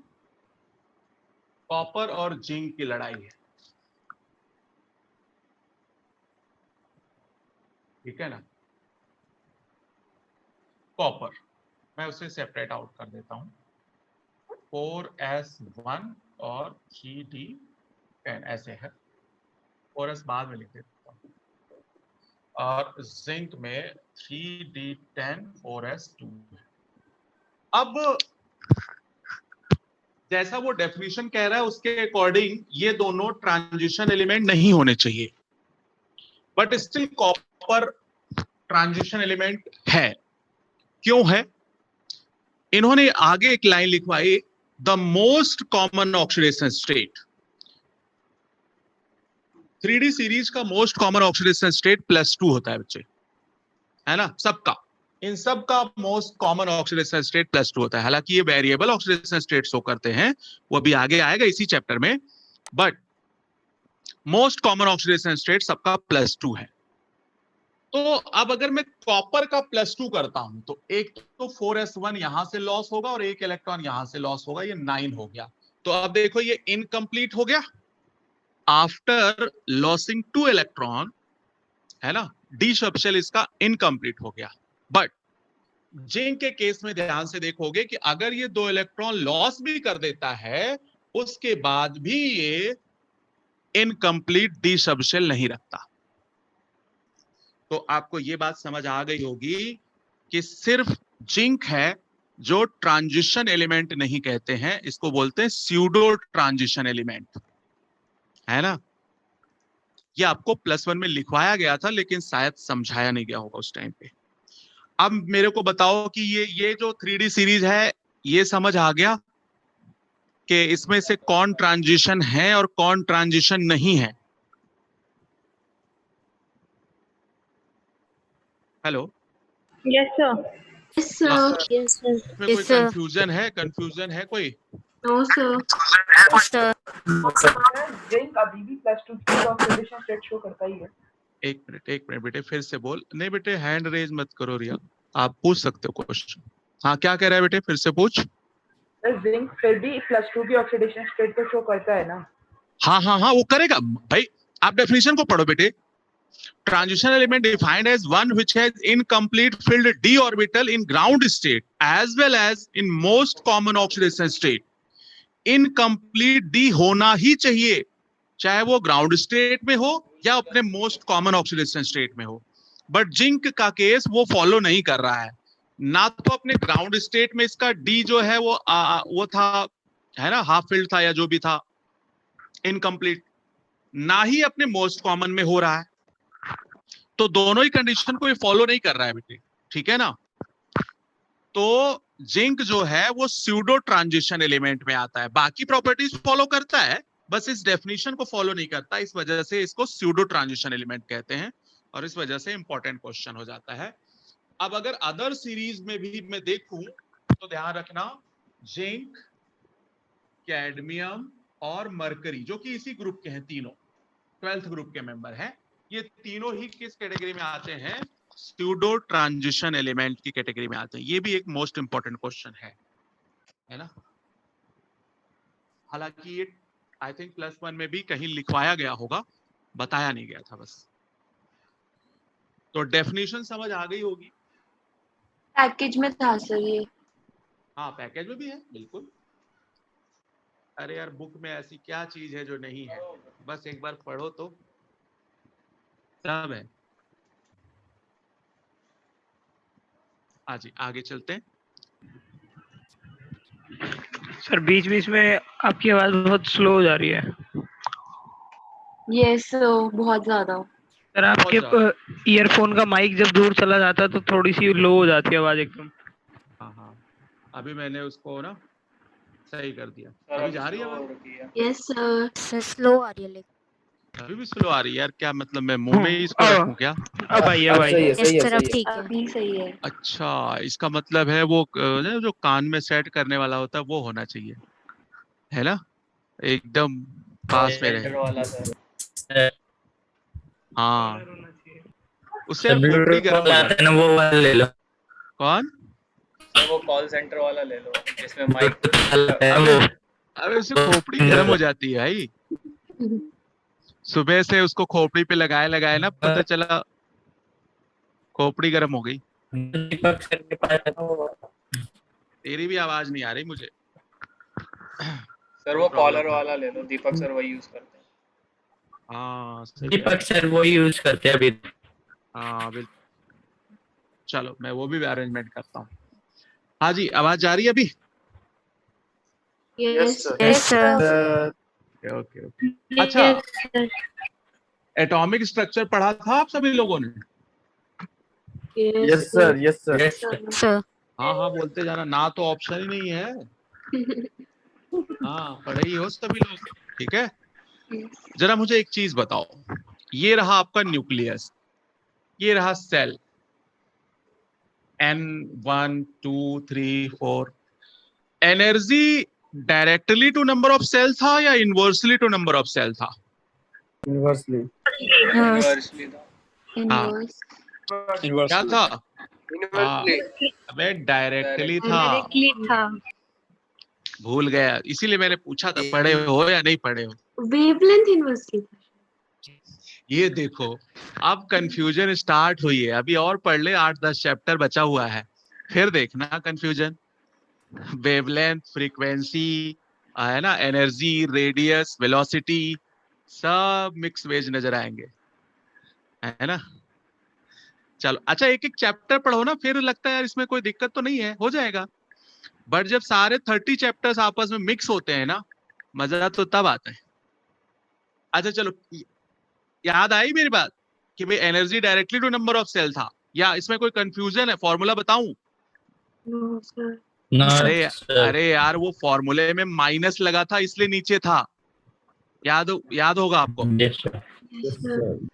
चलो अच्छा, बोहर मॉडल यही तो कहता था कि बोहर मॉडल यही कहता था ना कि नंबर ऑफ सेल अगर इंक्रीज होगा तो एनर्जी इंक्रीज होगी।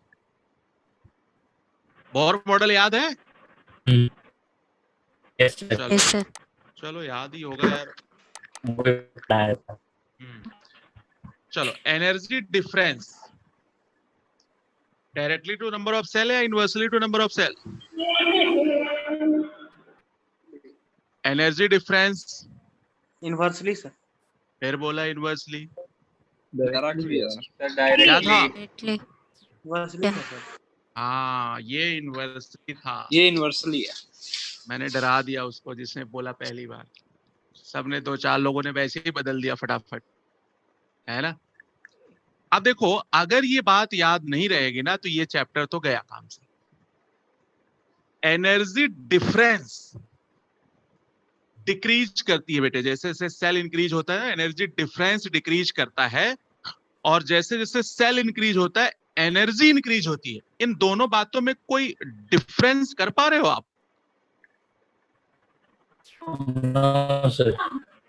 Very good.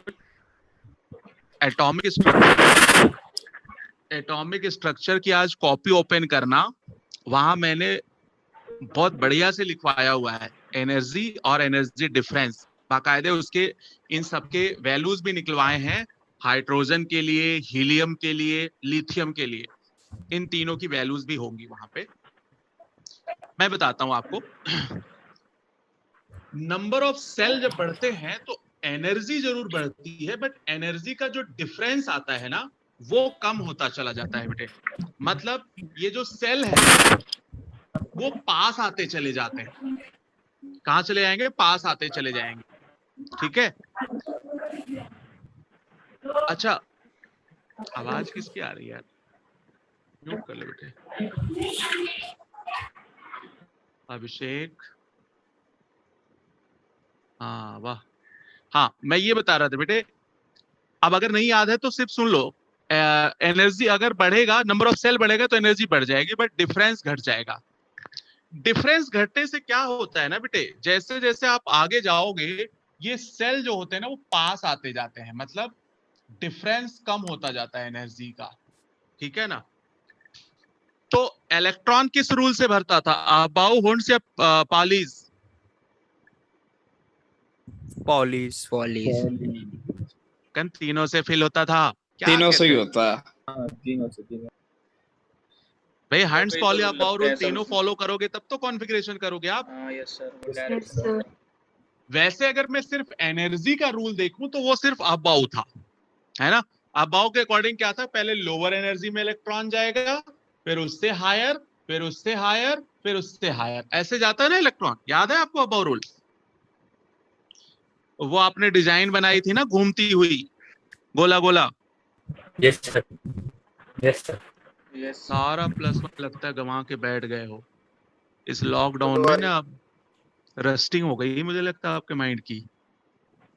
भाई कभी कभी रिवीजन भी मार लिया करो, हैं? कभी कभी रिवीजन करते रहा करो। ऐसा नहीं है कि ये आपने एक बार पढ़ लिया +1 तो हमेशा याद रहेगा, है ना। आपको अभी देखना, जब ये +2 खत्म होगा तो लगेगा यार +1 तो फिर से गायब हो गया, और वो मुझे दिख रहा है यहाँ पे बिल्कुल ही गायब है। तो यार कभी कभी आधे घंटे 1 घंटे ना उस हर एक चैप्टर को देखते रहा करो, जिससे मतलब याद रहे चीजें। चलो अच्छा, मैं ये बता रहा था नंबर ऑफ सेल बढ़ेगा एनर्जी बढ़ जाएगी, नंबर ऑफ सेल बढ़ेगा एनर्जी डिफरेंस कम हो जाएगा। अब मैं ये इतना फोर्स करके क्यों बता रहा हूं? क्योंकि इस चैप्टर में बहुत ज्यादा एक्सेप्शन है बेटे, बहुत ज्यादा एक्सेप्शन है ना। पूरे केमिस्ट्री में एक अकेला चैप्टर है जिसमें एक्सेप्शंस की कोई कमी नहीं है।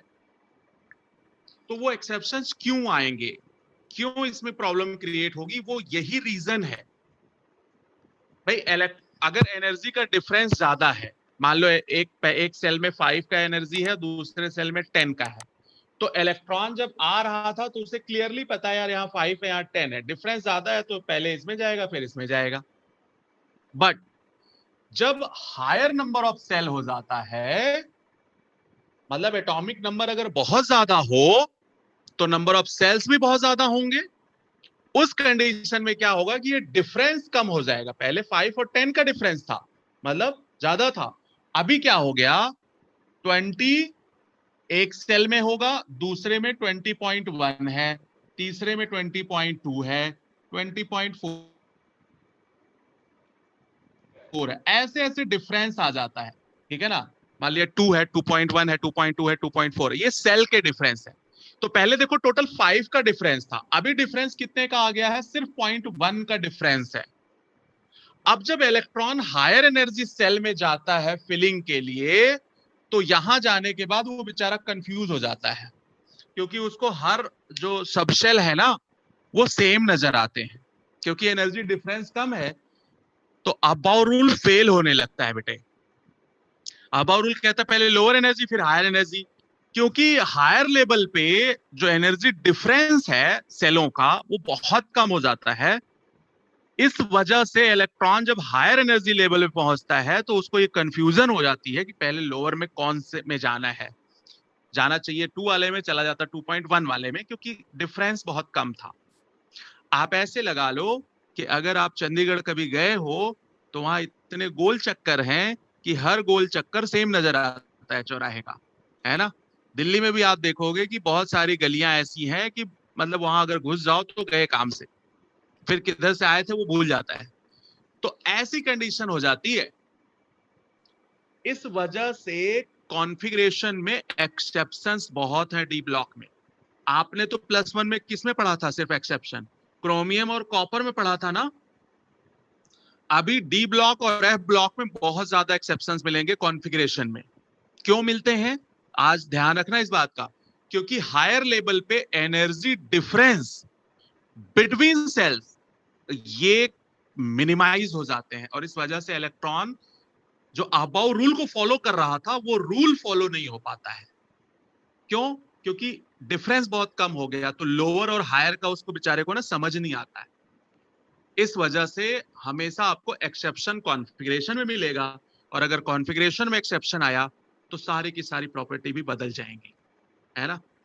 ये बताओ, ये बात मेरी समझ आई या नहीं आई आपको? Yes sir. Yes sir. Very good, बहुत अच्छी बात है। ये ध्यान रखना, इस चैप्टर में बहुत रूल आएगा ये। तो उसका रीजन यही होगा रोने के, हर एक आंसू पे उसका नाम लिख देना। ऐसे ऑप्शन भी तो होते हैं ना, कई बार देखो ऑप्शन के आंसर कैसे आ जाते हैं, 3.1, 3.2, 3.4। अब पता चला आपको एकदम प्रिसाइज इक्वेशन सॉल्व करना है कि भाई पॉइंट का भी इधर उधर हुआ तो ऑप्शन गया काम से, तो उसमें ज्यादा कंफ्यूजन है। लेकिन अगर डिफरेंस ज्यादा हो, एक 3 का है, दूसरा 6 का है, तीसरा 12 का है, अगला 20 का है, तो फिर आप कैलकुलेशन थोड़ा इजी कर लेते हो ना, डिफरेंशिएट। तो वैसा ही कुछ है यहाँ पे, है ना। चलो अच्छा, ये बात आपको थोड़ी सी बात सेट कर गई होगी माइंड में, तो इस वजह से इस पूरे चैप्टर में एक्सेप्शन आएगा। अब अगली हेडिंग डालो, electronic configuration, general electronic configuration. ये आपको 11th में भी बताया गया था, 1n-1d 1 to 10 ns। बताओ ns 1 to 2 होगा या 0 to 2 होगा? 0 to 1। 1 to 2 होगा सर। 1 to 2। 1 to 2। हो गया काम। एक और 5 नंबर आपका चला गया बच्चे। सर नहीं दिख रहा। अरे अब दिखा भाई? Yes sir. हाँ दिख रहा है थोड़ा थोड़ा। हाँ भाई, आपने अपने 5 मार्क्स फिर से गायब कर दिए। ये 11th में था, अपने पैकेज में देखोगे तो वहां भी मिलेगा आपको। n-1 1 to 10 ns 0 to 2 है बेटे, 0 to 2 है, उसे सर्कल कर लेना और आगे से नहीं भूलना, ठीक है।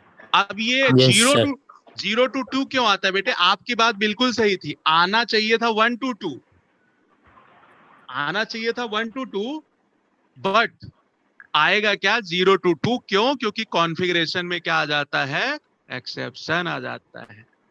देखो पहले ही मुलाकात हो गई, मजा आएगा। अब मैं एक एक ग्रुप का लिखवा देता हूं। टोटल इसमें सीरीज है 4। तो 3D सीरीज, 3D सीरीज का मतलब लास्ट इलेक्ट्रॉन एंटर करता है 3D में। 3D सीरीज का 3D 1 to 10 4s 1 to 2 होता है, ये है। 4D सीरीज मतलब उससे नीचे वाले ग्रुप का, तो ये क्या आ जाएगा 4D 1 to 10 और ये आ जाएगा 5s 0 to 2। यहां एक्सेप्शन है। 5D सीरीज, 5D सीरीज में आओगे 5D 1 to 10 6s 1 to 2, यहां भी कोई दिक्कत नहीं है। 6D सीरीज 6D 1 to 10 7 बस। तो आप देखो यहां कोई प्रॉब्लम नहीं, यहां कोई प्रॉब्लम नहीं, यहां कोई प्रॉब्लम नहीं, बट यहां दिक्कत आ जाएगी, है ना। पैलेडियम में दिक्कत आ जाती है बेटे, PD।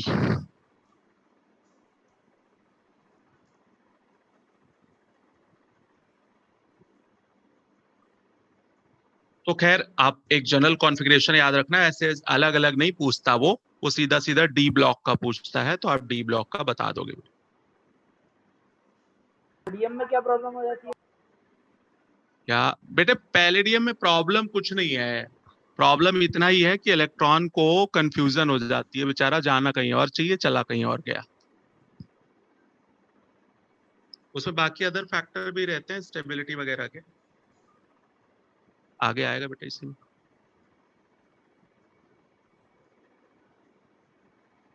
हाँ, नोट कर लिया, आगे चलते हैं।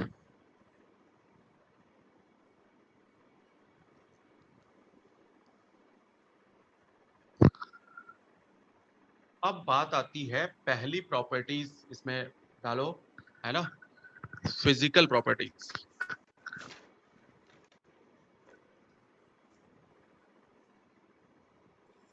सर एनसीईआरटी तो NS 1 to 2 लिखता है।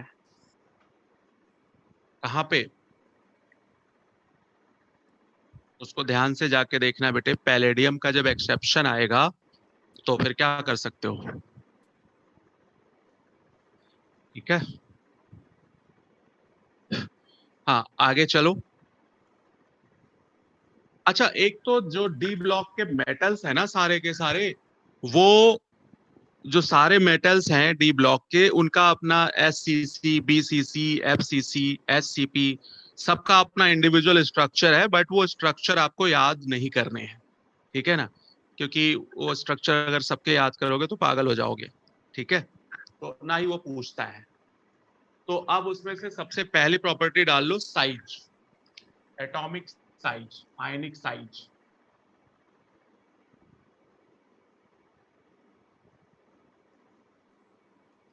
अच्छा, अब ये ध्यान रखना, अपनी कॉपी जो पीरियोडिक टेबल है और केमिकल बॉन्डिंग जिस चैप्टर में आपने जहां लिखा हो वो लेके बैठा करो, है ना, क्योंकि ये सारी प्रॉपर्टीज फिर से आने वाली है। इनऑर्गेनिक आ गया तो फिर से वही size up to down, left to right, ionisation energy, electronegativity भी, यही सब फिर से आ गया है। तो atomic size, scandium, titanium, vanadium, chromium, manganese, iron, cobalt, nickel, copper, zinc.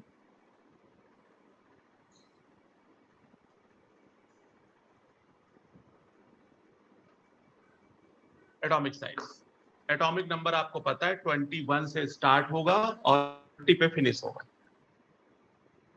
अब अगर आपको +1 की बातें थोड़ी थोड़ी याद हो तो जरा मुझे ये बताओ, लेफ्ट टू राइट मूव करते थे तो इफेक्टिव न्यूक्लियर चार्ज का क्या होता था? Effective nuclear charge increase. याद है? याद है सभी को? इंक्रीज या डिक्रीज? Yes increase. मैंने आपको कैलकुलेट करवा के भी बताया होगा स्लेटर रूल से, पीरियोडिक टेबल में देखना, कॉपी में होगा। इफेक्टिव न्यूक्लियर चार्ज किसी भी पीरियड में लेफ्ट टू राइट मूव करोगे हमेशा इंक्रीज होगी। अच्छा, इफेक्टिव न्यूक्लियर चार्ज का मतलब ये था फोर्स ऑफ अट्रैक्शन, मतलब फोर्स ऑफ अट्रैक्शन इंक्रीज होता है। फोर्स ऑफ अट्रैक्शन इंक्रीज होगा तो साइज क्या होगा? कम हो जाएगा। भाई फोर्स ऑफ अट्रैक्शन अगर इंक्रीज होगा तो साइज डिक्रीज हो जाएगा, है ना? साइज डिक्रीज होगा। ENC increases, force of attraction increases, so that size decreases. But यहां से लेकर के यहां तक साइज डिक्रीज होती है बेटे, उसके बाद साइज इक्वल हो जाती है और उसके बाद साइज में पंगा आ जाता है।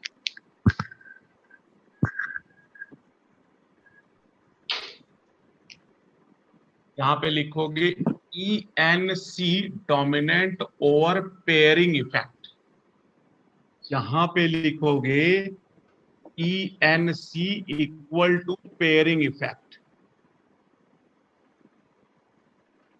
और नेक्स्ट 2 में आप नोट कर लोगे ENC पे पेयरिंग इफेक्ट डोमिनेंट। विजिबल है? तो वहां लाइट पड़ रही ना लास्ट में। मैं थोड़ा इधर कर देता हूँ, लाइट शायद मिनिमाइज हो जाएगी।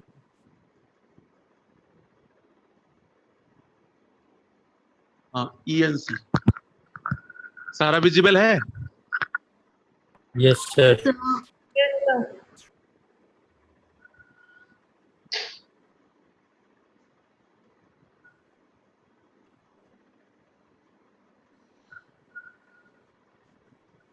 ENC ग्रेटर है पेयरिंग से, ENC इक्वल टू पेयरिंग है, और ENC लेस देन पेयरिंग है। तो इसमें डी ब्लॉक में आप यही हर एक पीरियड में फॉलो करोगे। First decreases, then equal, then increases.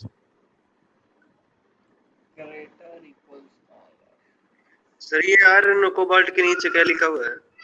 अरे हाँ, ENC equal to pairing effect, ENC is equal to pairing effect.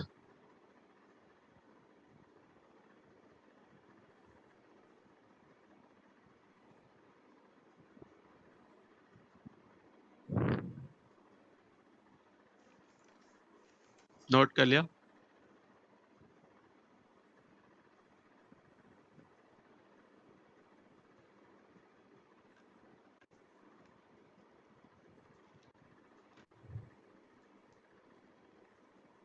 Sir हम क्या सर छोड़ दीजिए। क्या क्या कह रहे हो बेटे? बोर हो गया सर। हाँ हाँ मुझे पता है, मैं छोड़ रहा हूँ बस यहीं तक। ये अभी समझाया नहीं हूँ, इसको मुझे समझाने में भी 15 मिनट लगेगा, तो ये मैं अगली क्लास में यहीं से फिर से स्टार्ट करूंगा, है ना? अभी पेयरिंग इफेक्ट नहीं बताया और ये क्यों हुआ वो भी नहीं बताया, रीजन नहीं बताया है, अभी सिर्फ आंसर लिखवा दिया है। तो आज की क्लास यहीं तक रहने देते हैं क्योंकि वाकई में बोरिंग है ये क्लास, है ना?